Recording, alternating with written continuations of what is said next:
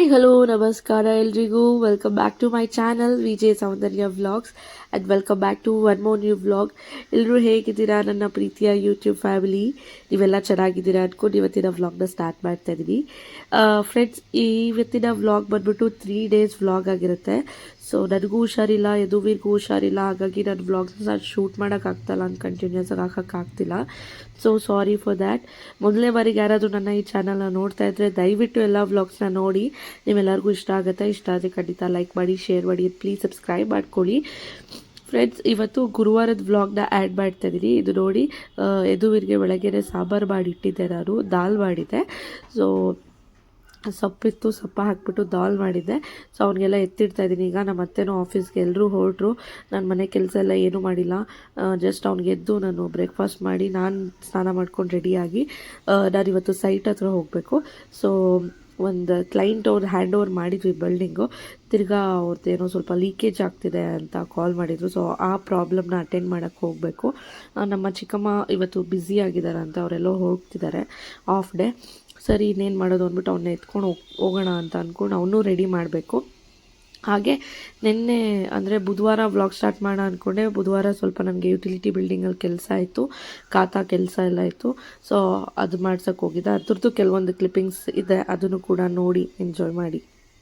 ಇದು ಬುಧವಾರದ clipping. MG road ಹತ್ರ ಇರೋವಂಥ ಯುಟಿಲಿಟಿ ಬಿಲ್ಡಿಂಗ್ ಹೋಗಿದ್ದೆ. ಏನಕ್ಕೆ ಅಂದರೆ ಸ್ವಲ್ಪ ಕೆಲಸ ಆಯಿತು, ಖಾತಾ ಎಲ್ಲ ಮಾಡಿಸ್ಕೊಳ್ಬೇಕಾಗಿತ್ತು, ಅದಕ್ಕಾಗಿ ಹೋಗಿದ್ದೆ. ಹುಷಾರಾಗೇ ಇದ್ದೆ. ಗುರುವಾರನೂ ಚೆನ್ನಾಗಿದ್ದೆ. ಆ್ಯಂಡ್ ಫ್ರೈಡೇ ನನಗೆ ಸ್ಟಾರ್ಟ್ ಆಯಿತು. ಆ್ಯಂಡ್ ಯದುವೀರ್ಗೂ ಅಟ್ಗೆ ಟೈಮ್ ಅವ್ರಿಗೂ ಜ್ವರ ಏನಾಯಿತು ಅಂತ ಗೊತ್ತಿಲ್ಲ. ಸೊ ಕೆಲಸ ಎಲ್ಲ ಮುಗಿಸ್ಕೊಳ್ಳೋ ಅಷ್ಟರಲ್ಲಿ ಮಧ್ಯಾಹ್ನ ಆಗೋಯಿತು. ಈಗ ನಾನು ವ್ಲಾಗೇ ಶೂಟ್ ಮಾಡಿಲ್ಲ. ಆ್ಯಂಡ್ ಮನೆಗೆ ಹೋಗಿ ಟಯರ್ಡ್ ಆಗಿದ್ದೆ, ಮಲ್ಕೊಬಿಟ್ಟೆ. ಆ್ಯಂಡ್ ನೆಕ್ಸ್ಟ್ ಡೇ ಯದುವೀರ್ಗೆ ನಾನು ತೋರಿಸೋದನ್ನ ದಾಲೆಲ್ಲ ಮಾಡಿ ಸ್ನಾನಕ್ಕೆ ಹೋಗೋಣ ಅನ್ನೋ ಅಷ್ಟರಲ್ಲಿ ಬ್ಲಿಂಕಿಟ್ಟಲ್ಲಿ ಆರ್ಡ್ರ್ ಬಂದಿತ್ತು. ಸೊ ಆರ್ಡ್ರನ್ನೆಲ್ಲ ಕಲೆಕ್ಟ್ ಮಾಡ್ತಾಯಿದ್ದೆ. ಅದನ್ನು ಕೂಡ ಎತ್ತಿಟ್ಟಿಲ್ಲ, ಯಾಕಂದ್ರೆ ಟೈಮ್ ಆಗೋಗಿತ್ತು.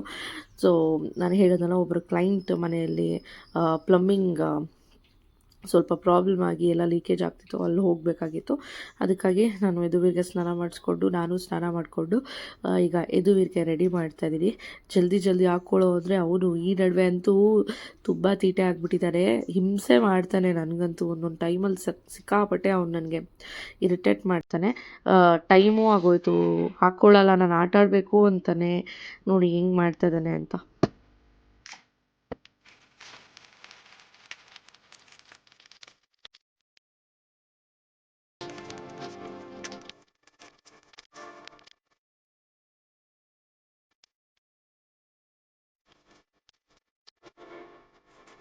ಇವಾಗ ಹೋಗ್ತಾ ಇದೀವಿ. ನೋಡಿ, ಯದುವೀರ್ನ ಈ ಥರ ಕ್ಯಾರಿ ಬ್ಯಾಗೆಲ್ಲ ಹಾಕ್ಕೊಂಡಿದ್ದೀನಿ.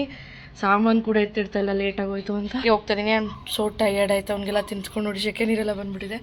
ಇವಾಗ ಹೋಣ ಬನ್ನಿ ಇಂದ್ರಾನಗರ್ಗೆ. ಬಾಯ್ ಮಾಡಿ ಎಲ್ರಿಗೂ ಯದುವೀರ್. ಬಾಯ್, ಸೇ ಬಾಯ್. ಬಾಯ್. ಎಲ್ಲೋಗ್ತಿದ್ದೀವಿ? ಓಕೆ ಫ್ರೆಂಡ್ಸ್, ನಾನು ಸೈಟ್ ಹತ್ರ ಹೋದ್ಮೇಲೆ ಸಿಗ್ತೀನಿ. ಲಾಕ್ ಹಾಕ್ಬೇಕೀಗ. ಹೋಗೋದಾರಿಯಲ್ಲಿ ಪೆಟ್ರೋಲ್ ಕೂಡ ಹಾಕಿಸ್ಕೊಂಡ್ವಿ. ಆ ಬಂಕಲ್ಲಿ ಒಂದು ಅಂಕಲ್ ಪರಿಚಯ ಆಗಿಬಿಟ್ಟಿದ್ದಾರೆ ಯದುವೀರ್ಗೆ, ಚೆನ್ನಾಗಿ ಮಾತಾಡಿಸ್ತಾರೆ. ಅದಾದಮೇಲೆ ಸೈಟ್ಗೆ ರೀಚ್ ಆದ್ವಿ. ಲೇಬರ್ಸ್ ಕೆಳಗಡೆ ಬಂದು ಶೇಖರಣ ಬಂದಿದ್ದರು. ಸೊ ಅವರೇ ಬ್ಯಾಗೆಲ್ಲ ಎತ್ಕೊಂಡು ಮೇಲೆ ಬಂದ್ವಿ. ಆ್ಯಂಡ್ ಇಲ್ಲಿ ನೋಡ್ಬೋದು, ಕ್ಲೈಂಟ್ ಬಂದಿದ ತಕ್ಷಣ ಎತ್ಕೊಂಡು ಯದುವೀರ್ನ ರೈಮ್ಸ್ ಹಾಕಿ ಅವರೇ ನೋಡ್ಕೊಳ್ತಾ ಇದ್ರು. ಇಲ್ಲಿ ನಾನು ಅವ್ರಿಗೆ ಏನೇನು ವರ್ಕ್ ಮಾಡಬೇಕು ಅಂತೆಲ್ಲ ಹೇಳ್ತಾ ಇದ್ದೆ. ಹಾಗೆ ನಮ್ಮ ಕ್ಲೈಂಟ್ ಹೋಗಿ ಯದುವೀರ್ಗೋಸ್ಕರ ಈ ಟಾಯ್ ತೊಗೊಬಂದ್ರು. ಅವನು ಒಂದೇ ಸಲ ಕೆಳಗಡೆ ಹಾಕಿ ಹೊಡೆದೇ ಹಾಕ್ದ. ಅದನ್ನು ರಿಪೇರ್ ಮಾಡ್ತಿದ್ದಾರೆ ನೋಡಿ. ಅವ್ರ ಫೇಸೆಲ್ಲ ನಾನು ರಿವೀಲ್ ಮಾಡಿಲ್ಲ, ಬಿಕಾಸ್ ಅವ್ರು ಕಂಫರ್ಟಬಲ್ ಇದ್ದಾರಾ ಇಲ್ವೋ ಅಂತ ಗೊತ್ತಿಲ್ಲ. ಸ್ವಲ್ಪ ಹೊತ್ತು ಅವ್ರ ಜೊತೆ ಆಟ ಆಡ್ಕೊಂಡ, ಆಮೇಲೆ ಸ್ವಲ್ಪ ಹೊತ್ತು ಮಲ್ಕೊಂಡು ಎದ್ಮೇಲೆ ಅವ್ರ ಮಗ ಬರ್ಕೋತಾ ಇದ್ದ, ನಾನು ಬರೀಬೇಕು ಅಂದ. ಸೊ ಒಂದು ಪೇಪರಲ್ಲಿ ಪೆನ್ ಕೊಟ್ಟರೆ ಕೂತ್ಕೊಂಡು ಅವ್ನ ಪಾಡಿಗೆ ಅವ್ನು ಬರ್ಕೋತಾ ಇದ್ದಾನೆ. ನನ್ನ ಪಾಡಿಗೆ ನಾನು ಕೆಲಸ ಮಾಡ್ಕೊತಾ ಇದ್ದೆ. ಲಂಚ್ ಟೈಮ್ ಆಯಿತು. ಇವಾಗ ಮನೆ ಹತ್ರ ಬಂದೆ, ಅಂದರೆ ನಮ್ಮ ಚಿಕ್ಕಮ್ಮ ಮನೆ ಹತ್ರ ಬಂದೆ. ನಮ್ಮ ಪಿನ್ನಿಗೆ ಕೆಲಸ ಎಲ್ಲ ಮುಗೀತಂತೆ. ಸೊ ಬಿಟ್ಬಿಟ್ಟು ಯದುವೀರ್ನ ತಿರ್ಗಾ ಇವಾಗ ನಾನು ಸೈಟ್ ಹತ್ರ ಹೋಗಬೇಕು. ಮಲಗಿದ್ದಾನೆ ಇವಾಗ. ಬೆಳಗ್ಗೆಯಿಂದ ಮಲ್ಕೊಂಡೇ ಇರಲಿಲ್ಲ, ಇವಾಗ ಜಸ್ಟ್ ಮಲ್ಕೊಂಡ. ಆ್ಯಂಡ್ ನಮ್ಮ ಪಿನ್ನಿ ಏನೇನು ಪ್ಲ್ಯಾನ್ಸ್ ತಂದಿರೋದು ಅಂತ ಅಂದ್ರೆ ನೋಡಿ, ಈ ಥರ ಇಂಡೋರ್ ಪ್ಲ್ಯಾನ್ಸ್ ತಂದಿದ್ದಾರೆ. ಈ ಥರ ಇಟ್ಟಿದ್ದಾರೆ ಫಿಶ್ ಟ್ಯಾಂಕ್ ಪಕ್ಕ. ಈ ಸಲ ಚೆನ್ನಾಗಿದೆಯಾ ನೋಡಿ. ಅಲ್ಲಿ ಮಲಗಿದ್ದಾನೆ.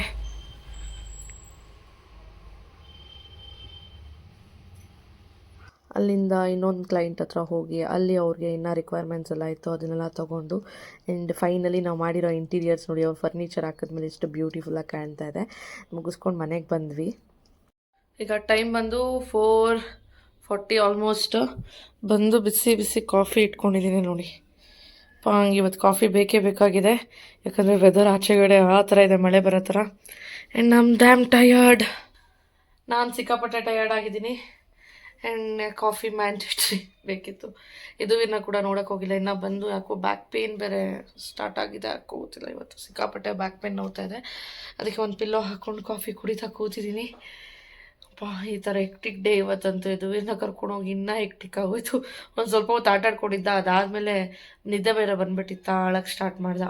ತಿರ್ಗಿ ಕರ್ಕೊಬಂದು ನಮ್ಮ ಪಿನ್ನಿ ಮನೆ ಹತ್ರ ಮಲಗಿಸಿ ತಿರ್ಗಾ ಹೋಗಿ ಕೆಲಸ ಎಲ್ಲ ಮುಗಿಸ್ಕೊಂಡು ಇವಾಗ ಬಂದಿದ್ದೀನಿ. ಇನ್ನೂ ಕೆಲಸ ಇತ್ತು, ನನಗೆ ಆಗ್ತಾಯಿರಲಿಲ್ಲ ನಿಂತ್ಕೊಳ್ಳೋಕ್ಕೆ, ಅದಕ್ಕೆ ಬಂದುಬಿಟ್ಟೆ. ಇನ್ನು ವೆದರ್ ಅಂತೂ ಸಕ್ಕತ್ತಾಗಿದೆ ಆಚೆಗಡೆ. ಆದರೆ ಕ್ಲಿಪ್ಸ್ ಎಲ್ಲ ತೋರಿಸ್ತೀನಿ ನೋಡಿ. 5:05 ಆಗಿತ್ತು. ಡೋರ್ ನಾಕ್ ಆಯಿತು. ಯಾರು ಅಂತ ನೋಡಿದ್ರೆ RSS ಅವ್ರು ಬಂದಿದ್ದರು. ಬಂದು 2 ಪಾಂಪ್ಲೇಟು ಹಾಗೆ ಅಕ್ಷತೆ ಕಾಳನ್ನ ಕೊಟ್ಬಿಟ್ಟು ಹೋದರು. ಏನಪ್ಪ ಅಂದರೆ ಇದೇ ತಿಂಗಳಲ್ಲಿ ಅಯೋಧ್ಯೆಯಲ್ಲಿ ರಾಮ ಮಂದಿರ ಸ್ಥಾಪನೆ ಆಗ್ತಾಯಿದೆ, ಇಡೀ ಜಗತ್ತಿಗೆ ಗೊತ್ತು. ಆ್ಯಂಡ್ ಇಷ್ಟು ಪುರಾತನವಾದಂಥ ಮೆಥಡ್ಸಲ್ಲಿ ಇವರು ಕನ್ಸ್ಟ್ರಕ್ಷನ್ ಮಾಡ್ತಾ ಇರೋವಂಥದ್ದು. ಟೋಟಲ್ 392 ಫೀಟ್ ಹೈಟೆಲ್ಲ ಇದೆಯಂತೆ. ಚೆನ್ನಾಗಿದೆ. ಈ ಪಾಂಪ್ಲೇಟಲ್ಲೆಲ್ಲ ಕೊಟ್ಟಿದ್ರು ಡೀಟೇಲ್ಸು. ಅಲ್ಲಿ ನಾವು ಹೋಗೋಕ್ಕಾಗಿಲ್ಲ ಅಂದರೂ 22ನೇ ತಾರೀಕು ದೇವಸ್ಥಾನ ಓಪನ್ ಇರೋದ್ರಿಂದ ಆ ಅಕ್ಷತೆ ಕಾಳು ಪೂಜೆ ಮಾಡಿರೋದು. ನಮ್ಮ ಮನೆಯಲ್ಲೂ ದೀಪ ಹಚ್ಚಿ ಅಕ್ಷತೆ ಕಾಳು ಹಾಕಿ ಪೂಜೆ ಮಾಡಬೇಕು ಅಂತ ಹೇಳ್ಬಿಟ್ಟು ಹೋದರು. So nice. ಅಯೋಧ್ಯೆಯಿಂದ ಇಲ್ಲಿಗೆ ಬರೋದು ಎಷ್ಟು ಪಾಸಿಟಿವ್ ವೈಬ್ ಅನಿಸ್ತು ನನಗೆ. ಆ್ಯಂಡ್ ನೀವು ಅಷ್ಟೇ 22nd ರಾಮ ಮಂದಿರ ಓಪನ್ ಅಲ್ವಾ, ಸೊ ನಿಮ್ಮ ಮನೆಗಳಲ್ಲೆಲ್ಲ ಪೂಜೆ ಮಾಡಿ. ಇನ್ನು ಫ್ರೈಡೇ ಮಾರ್ನಿಂಗ್ ಎಲ್ಲ ನಾನು ವ್ಲಾಗ್ನ ಸ್ಟಾರ್ಟ್ ಮಾಡೋಕ್ಕೆ ಆಗಿಲ್ಲ. ಮಿಡ್ ನೈಟ್ ಸ್ಟಾರ್ಟ್ ಮಾಡ್ತಾಯಿದ್ದೀನಿ. 1:57 ಆಗಿತ್ತು.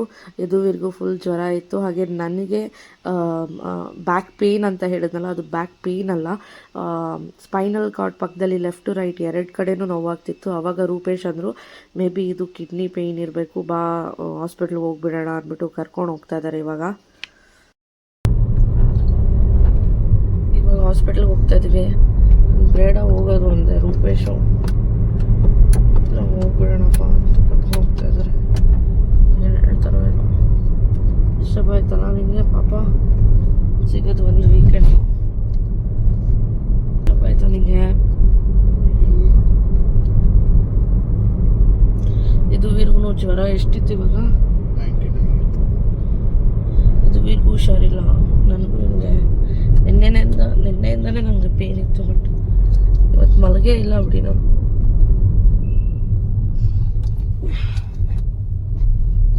ಡಾಕ್ಟ್ರ್ ಏನು ಹೇಳ್ತಾ ನೋಡು. ಇಂದಿರಾನಗರಲ್ಲಿರುವಂಥ CMH ಚಿನ್ಮಯ ಮಿಷನ್ ಹಾಸ್ಪಿಟ್ಲಿಗೆ ಬಂದ್ವಿ. ಬಂದೆಲ್ಲ ಚೆಕಪ್ ಮಾಡ್ತಾ ಇದ್ದಾರೆ. ನಾನು ಬೆಳಗ್ಗೆ ಹೋಗೋಣ ರೂಪೇಶ್, ಇವಾಗ ಯಾರೂ ಇರೋದಿಲ್ಲ, ಎಮರ್ಜೆನ್ಸಿಲಿರ್ತಾರೆ ಅಷ್ಟೇ ಡಾಕ್ಟರ್ ಅಂದರೆ. ಬಟ್ ರೂಪೇಶ್ ಕೇಳಲಿಲ್ಲ, ಇಷ್ಟು ನೋವು ತಿಂತಾಯಿದೆಯಾ, ಯಾಕಂದರೆ ನನಗೆ ಸ್ಟ್ರೈಟ್ ಮಲ್ಕೊಳ್ಳೋಕ್ಕೂ ಆಗ್ತಾಯಿಲ್ಲ, ಸೈಡಿಗೆ ಮಲ್ಕೊಳ್ಳೋಕ್ಕೂ ಆಗ್ತಾಯಿಲ್ಲ, ಆ ಥರ ಆಗಿಬಿಟ್ಟಿತ್ತು. ಹಿಂಗೆ ಸ್ವಲ್ಪ ಹೊಟ್ಟೆ ಕೆಳಗಡೆ ಹಾಕ್ಕೊಂಡ್ರೆ ಸ್ವಲ್ಪ ಕಮ್ಮಿ ಆಗ್ತಾಯಿದೆ, ಸೈಡ್ಗೂ ಮಲ್ಕೊಳ್ಳೋಕ್ಕಾಗ್ತಾಯಿಲ್ಲ. ಅದು ನಾನು ಹಿಂಸೆ ಪಡೋದು ನೋಡಿ ಅವ್ರಿಗೆ ಆಗಲಿಲ್ಲ. ನಡಿ ಹೋಗ್ಬಿಡೋಣ, ಸುಮ್ಮನೆ ಇದು ತಿರುಗಿ ಜಾಸ್ತಿ ಆದರೆ ಏನು ಮಾಡೋದು ಅಂದ್ಬಿಟ್ಟು ಕರ್ಕೊಂಡು ಬಂದರು. ಡಾಕ್ಟರಲ್ಲಿರೋರು ನೋಡಿ ಚೆಕ್ ಮಾಡಿ ಹೇಳಿದ್ರು ಏನಪ್ಪ ಅಂದರೆ, ಒಂದು ವಾಟರ್ ಪ್ರಾಪರಾಗಿ ನಾನು ಕುಡಿತಾ ಇಲ್ಲ.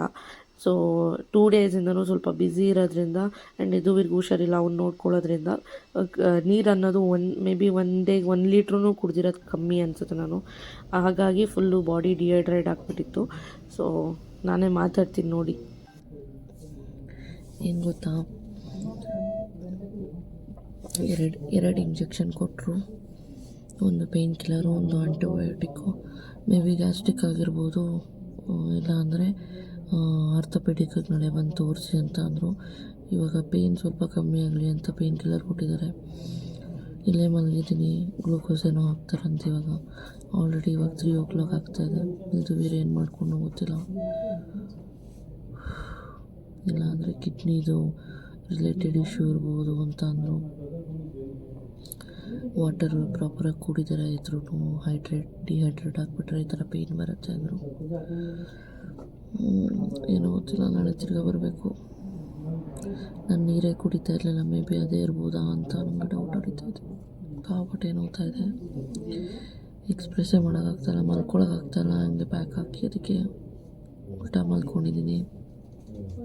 ಇನ್ನು ಟ್ರೀಟ್ಮೆಂಟ್ ಎಲ್ಲ ಮುಗಿಸ್ಕೊಂಡು ನಾವು ಮನೆಗೆ ಹೋಗಿದ್ದು 4:15 ಆಗಿತ್ತು. ಪಾಪ ಯದುವೀರ್ನ ಅತ್ತೆನೇ ನೋಡ್ಕೊಳ್ತಾಯಿದ್ರು. ಆ್ಯಂಡ್ ನೆಕ್ಸ್ಟ್ ಡೇ ಏನಾಯಿತು ಅನ್ನೋದೆಲ್ಲ ನಾನು ಮುಂದಿನ ವೀಡಿಯೋಲಿ ತಿಳಿಸ್ತೀನಿ. ಇವತ್ತಿನ ವೀಡಿಯೋ ಇಲ್ಲೇ ಎಂಡ್ ಮಾಡ್ತಾಯಿದ್ದೀನಿ. ಹೋಪ್ ನಿಮ್ಮೆಲ್ಲರಿಗೂ ಇಷ್ಟ ಆಗಿರ್ಬೋದು ಅಂದ್ಕೊಳ್ತೀನಿ. ಇಷ್ಟ ಆಗಿದೆ ಖಂಡಿತ ಲೈಕ್ ಮಾಡಿ, ಶೇರ್ ಮಾಡಿ ಆ್ಯಂಡ್ ಪ್ಲೀಸ್ ಸಬ್ಸ್ಕ್ರೈಬ್ ಮಾಡ್ಕೊಳ್ಳಿ. ಮುಂದಿನ ವೀಡಿಯೋಲಿ ಸಿಗ್ತೀನಿ. ಅದಿಲ್ಲ take care, bye bye, lots of love.